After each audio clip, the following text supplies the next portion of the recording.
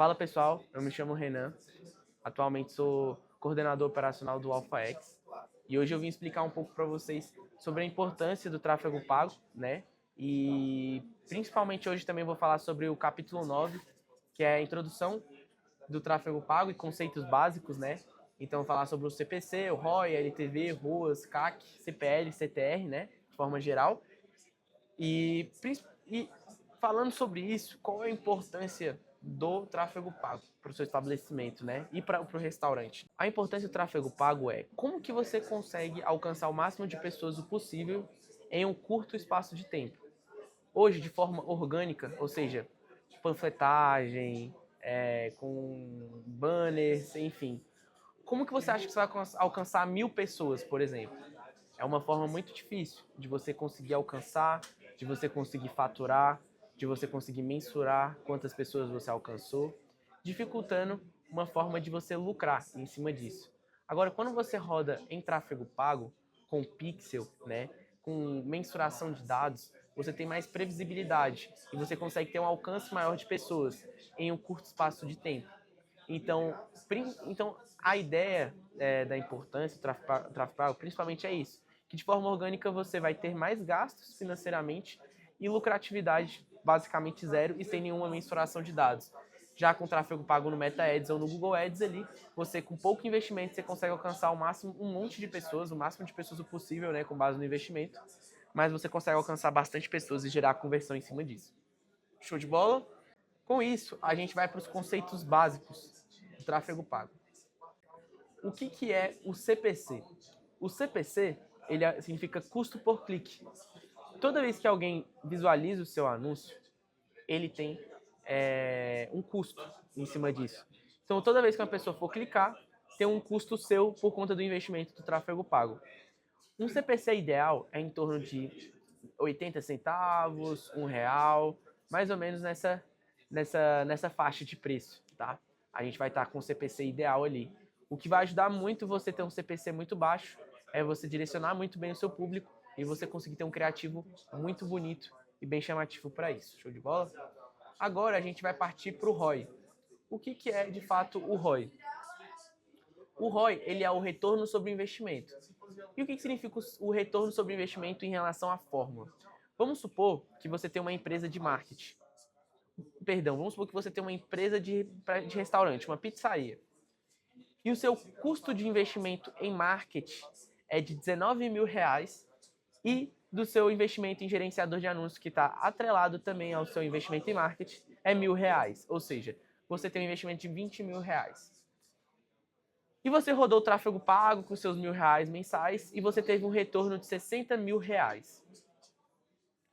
Se a gente coloca, né, implementa um cálculo ali de 60 mil menos 20 mil, que foi o quanto que você ganhou menos o quanto que você teve de investimento, você divide depois esse valor pelo seu investimento e multiplica por 100%, você consegue chegar ao seu ROI.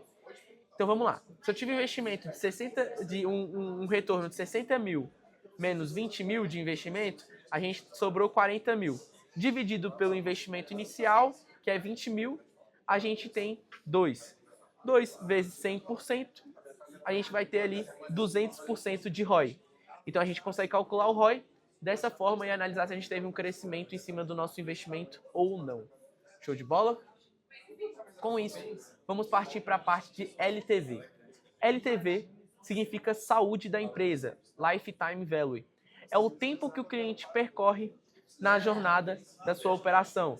Então, se você tem um LTV muito alto, ou seja, se você tem uma jornada muito grande do seu cliente na sua empresa, significa que você tem a saúde boa da sua empresa. Se você tiver um LTV médio ali do seu cliente de 8 meses, por exemplo, você tem uma saúde muito boa na sua empresa, tá? Quando a gente fala de LTV, a gente está falando de saúde, está falando de faturamento, está falando de crescimento também. Então é sempre interessante você analisar esses dados. A LTV é um dado muito, muito importante. Show de bola? Agora vamos falar sobre o ROAS. O que significa o ROAS? O ROAS significa retorno sobre o gasto com anúncios, né? É o retorno sobre o investimento em anúncios, tá bom? O que significa isso? Praticamente ele é igual ali o Meta Ads, igual o ROI, no caso, né? Perdão. No caso do ROI, ele é o retorno sobre investimento geral, e o ROAS, ele é o retorno sobre investimento e anúncio. E ele não é calculado em porcentagem, ele é calculado em X, tá? Então, 18x, 20x, e basicamente o cálculo é igual. Você pega o quanto que você investiu e você divide ali pelo seu faturamento, tá? Em cima do retorno em anúncio. Show de bola? Aí você tem o quanto que você teve de retorno sobre esse anúncio. Fechou? Show de bola. Agora, o que significa o CAC? Que é o custo por aquisição do cliente. Isso é muito importante, o CAC é muito importante, muito pelo fato da Flywheel. Eu vou fazer uma breve explicação aqui sobre a Flywheel. O CAC significa custo de aquisição do cliente. E o que ele se atrela a essa Flywheel? A Flywheel ela tem como maior objetivo a diminuição desse CAC, que é o custo por aquisição do cliente. Então vamos supor que você tem um investimento ali de R$100. E com R$100 você teve 2 compras. Se você teve 2 compras, você teve um CAC de 50, correto?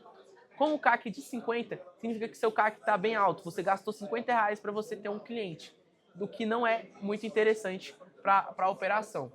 E o que significa ali o Flywheel? Por que o Flywheel é importante por conta desse CAC? O Flywheel, ele tem como principal objetivo gerar ofertas agressivas, algo bem agressivo, para conseguir encontrar clientes de forma rápida. Você conseguindo gerar uma experiência com o cliente de forma rápida, com promoções, ofertas, campanhas inteligentes, você consegue fazer com que a experiência desse cliente seja boa. A experiência desse cliente sendo bom, você, claro, no primeiro mês, você sabe que a experiência do cliente vai ser boa, mas o CAC vai ser alto porque você investiu alto para ter esse cliente. Mas no segundo mês, você não vai precisar mais investir nesse cliente. Ele vai comprar por si só na sua operação. Então aquele investimento que foi de R$50, ele vai começar a cair, porque ele não necessariamente você vai precisar pagar para ele comprar de você. Ele vai entrar no seu cardápio digital e vai comprar. Então aquele investimento que você teve começa a cair. E depois você começa a lucrar com o seu cliente. O CAC começa a diminuir, ele começa a negativar. Quando ele começa a negativar, significa que você está lucrando com esse seu cliente. Show de bola? O que é CTL? Perdão, CPL. CPL significa custo por lead. O custo por lead, diferentemente do CAC, ele está mais atrelado a uma campanha de WhatsApp, campanha de engajamento ou campanhas ali de leads. Show de bola?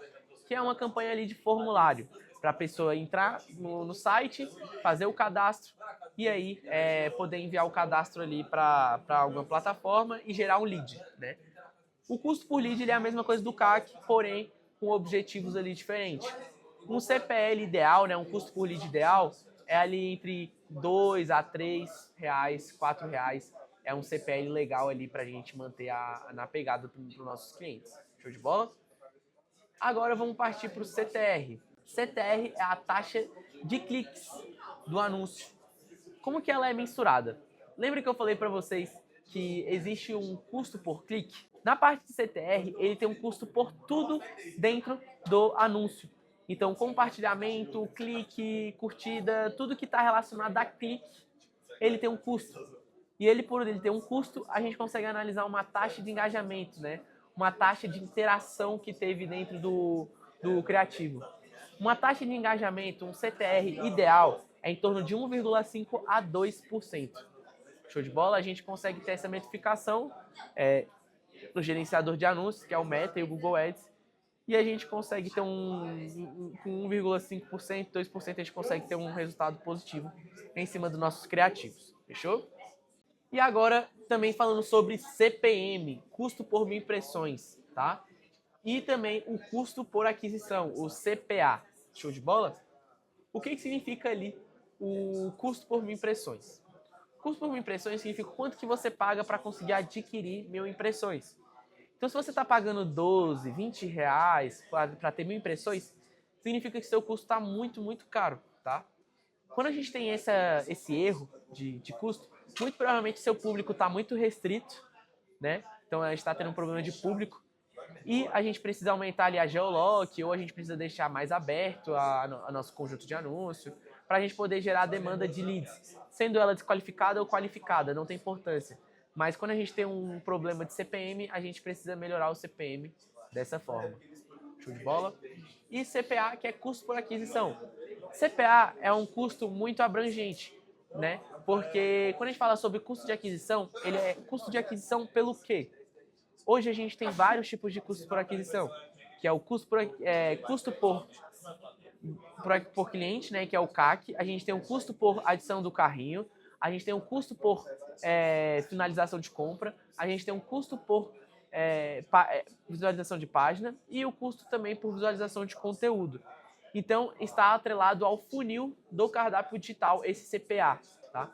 Toda vez que um cliente entrar no cardápio digital, tentar fazer algum tipo de pedido, existe um custo em cima disso, porque ele é puxado através do pixel.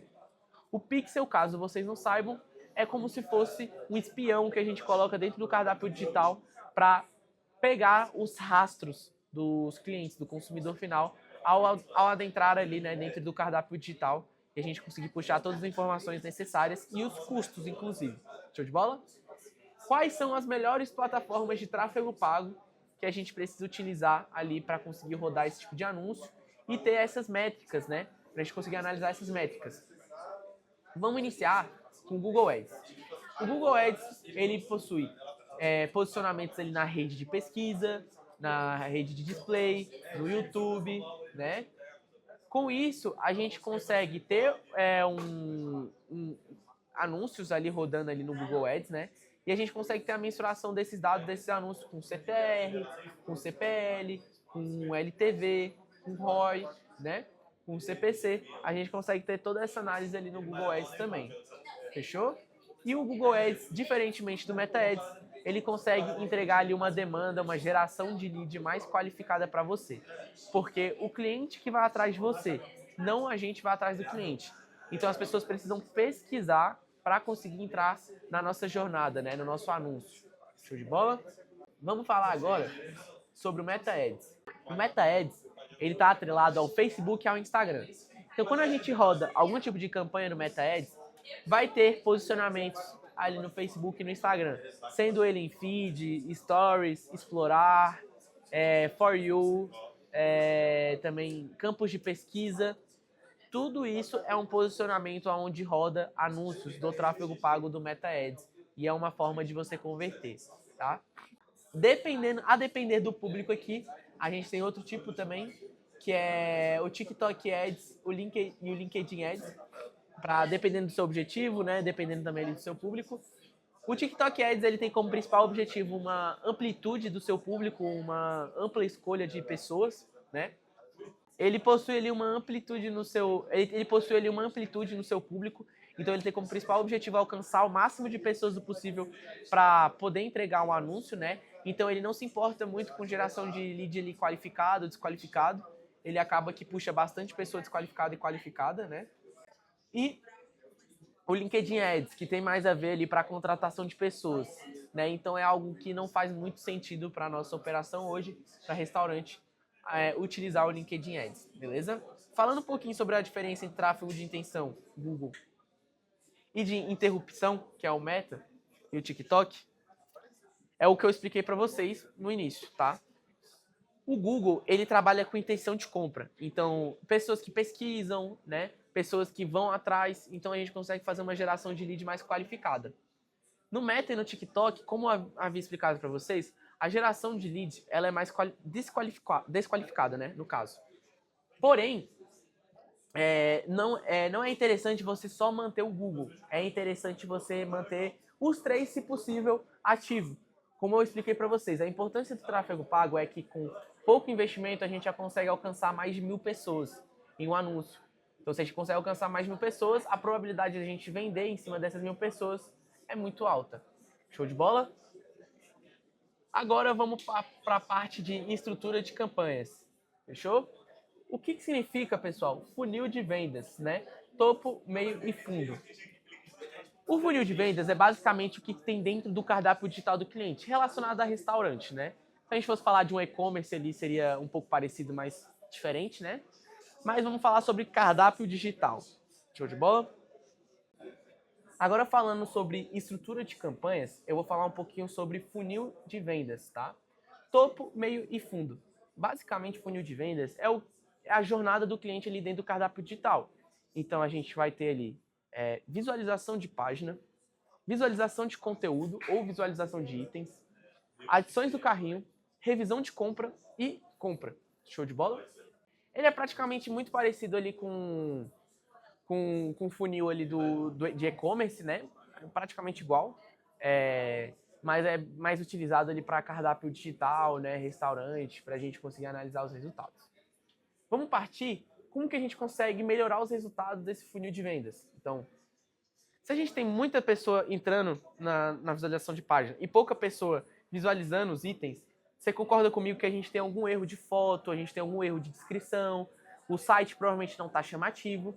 Então, se a gente tem muita demanda de visualização de página e não tem de itens, a gente precisa melhorar esses pontos. Partindo para a parte do adições do carrinho, se a gente tiver algum tipo de gargalo também, onde visualização de itens, tem muita pessoa visualizando os itens, mas não tem muitas pessoas adicionando carrinho, está muito relacionado a preço, tá bom? E também jornada do cliente. Caso o cliente tenha, para poder comprar, colocar login, senha, e-mail, ficar colocando também ali CEP, localização onde a avó mora, onde a mãe mora, tem que ficar colocando cartão antes do pagamento, antes do back-in checkout. Isso atrapalha pessoas irem para o adições do carrinho. Show de bola?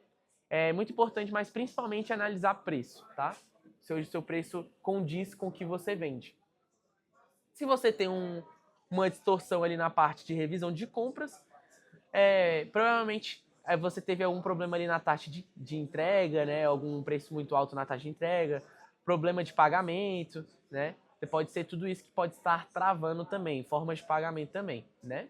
Partindo para isso, a gente tem compras. Então, a gente resolvendo foto, resolvendo descrição, resolvendo um site bonito, um preço qualificado com base no que você vende, formas de pagamento abrangente, a gente consegue gerar mais vendas, né, dentro do seu funil. O topo do funil significa leads qualificados, leads frios. O meio significa ali leads promissores, né, leads que estão perto ali de fazer a compra. E o fundo do funil significa ali que são leads quentes que compram com você. Show de bola? E segmentação de público dentro de uma rodagem ali de uma campanha, né? O que funciona a segmentação de público? Aberto. O que significa o aberto? O aberto significa uma amplitude no seu público. Então você não vai mexer com segmentação de idade, você não vai mexer com segmentação de direcionamento, você não vai mexer com público personalizado, você não vai mexer também bastante assim com o geolock, você não vai ter nenhum tipo de segmentação tanto assim com o geolock, você vai deixar mais abrangente, né? Show de bola. Como é que funciona agora de interesses? De interesses, a gente faz uma segmentação ali mais para direcionamento detalhado. Então a gente coloca ali, por exemplo, se a gente tem um restaurante de pizza, a gente coloca interesses e comportamentos relacionados à pizza. Então, pedidos de comida online, pizza delivery, né? Delivery de pizzaria, no caso, fast food, pizza como interesse amplo, né? Para a gente conseguir puxar dentro do algoritmo pessoas que têm interesse nisso, para a gente conseguir vender. Lookalike significa público semelhante. Basicamente, a gente vai pegar a população da sua região e a gente vai fazer um público semelhante de pessoas que compram pizza, por exemplo, no seu estabelecimento. Então, quando a gente cria algum tipo de público lookalike, a gente está criando um público semelhante que faz compras de pizza dentro da sua região. Show de bola? E em relação ao remarket, remarket significa reenviar o anúncio para pessoas que já compraram de você ou já visualizaram o seu anúncio em algum momento, tá? Então vamos supor que você cria um público personalizado de pessoas do fundo do funil. O que é fundo do funil? Público quente. Então begin checkout, que é finalização de compra, e compra, que é o purchase.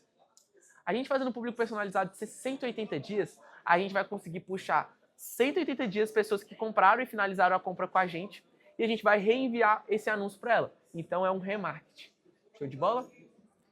Tipos de criativos: imagem, vídeo e carrossel. Em relação a tipos de criativo, quando a gente trabalha imagem é muito importante para promoções que rodam ali o mês inteiro. Isso gera mais conversão, gera mais também credibilidade, você utilizando a identidade visual do seu anúncio, tá? Em questão de vídeo, Vídeo, trabalhar muito food porn, trabalhar muita interação, meme, tá? Com seus clientes. Aí você vai conseguir gerar mais conversão em cima disso.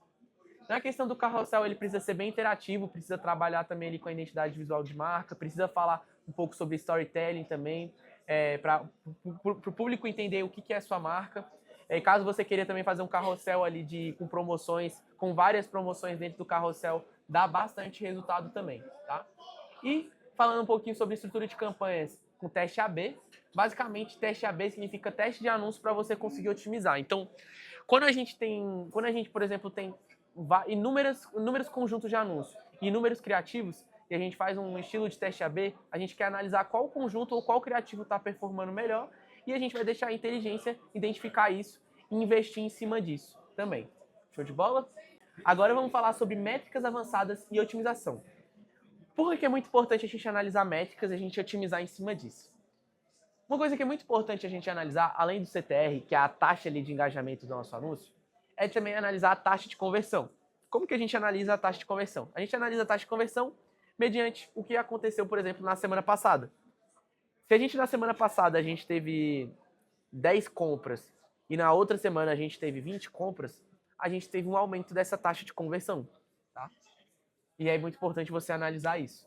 Em relação ao valor médio do pedido, então o ticket médio. Cara, se a gente teve de 10 pedidos, 8 pedidos foram R$ 40, a gente consegue ter uma análise de ticket médio ali de R$ 40. E a gente consegue identificar se esses pedidos foram caros, ou seja, gerou lucratividade pra gente ou não, né? Se R$ 40 hoje para o seu estabelecimento, dependendo do que você vende, se é um açaí, por exemplo, ou um sorvete, for muito, isso é muito positivo. Frequência, quanto mais baixa a frequência, melhor, tá? Uma frequência ali de 0,90%, 1%, significa que está indo muito bem o seu anúncio.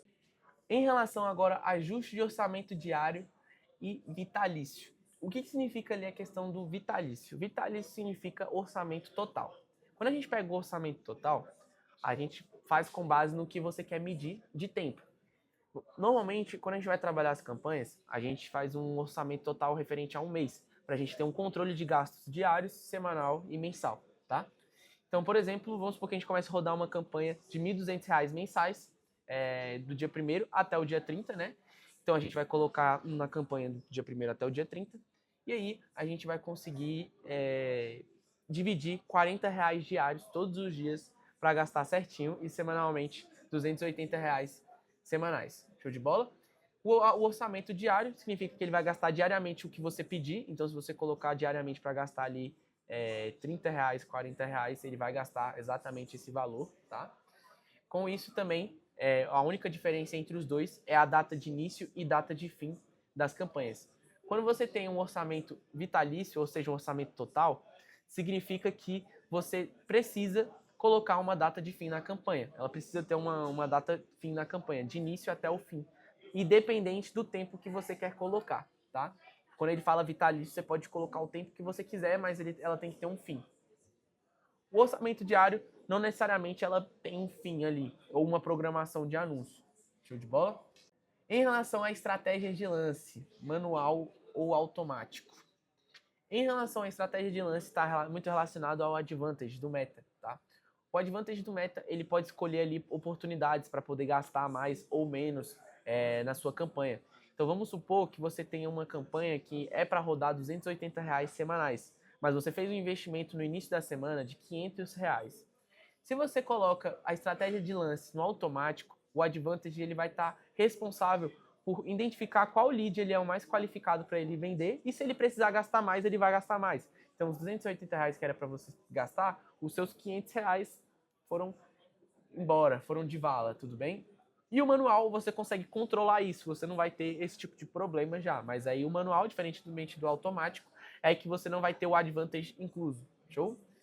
Escalar campanhas vencedoras. Como é que eu consigo escalar campanhas vencedoras? Basicamente, para você escalar campanhas vencedoras, você precisa analisar qual campanha está tendo um custo menor e tendo mais valor de conversão, tendo mais vendas, tendo melhor CTR, tendo um CPC baixo, tendo um CAC baixo, tendo CPL baixo, tendo um CTR alto, né?